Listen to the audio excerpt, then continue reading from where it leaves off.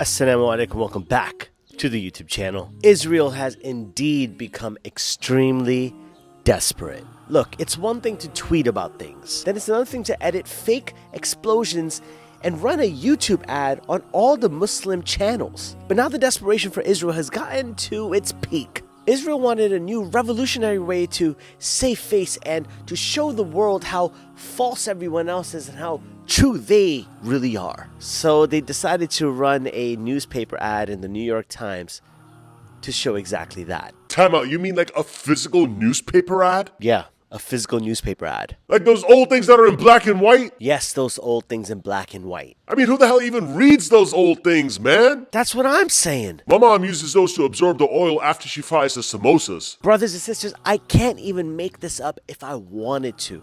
The New York Times runs an advertisement using these three faces who have a collective Instagram following alone of over 175 million. Using their Instagram clout to paint them out as some sort of monsters who practically are the PAs of Hamas apparently. Israel's using the clout of these three influencers to somehow prove how it's all fake news. So what do?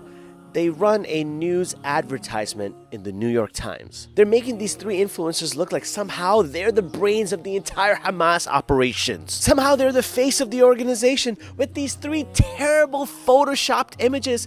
I mean, if you're spending so much money on advertisement, can't you spend a little bit more extra money on fixing these Photoshop images and making them look a little better? You got Bella Hadid over here looking like she's giving the signal with her eyes to launch these rockets. And then you got these bogus quotes somehow making it seem like the Hamas have a manifesto apparently. But what's even more sad is the reputation of the New York Times. I mean, how can a credible media source post an advertisement on their actual newspaper promoting such garbage? I mean, it looks like a tabloid magazine, for God's sakes. You've allowed the credibility of your newspaper to drop, and guess what?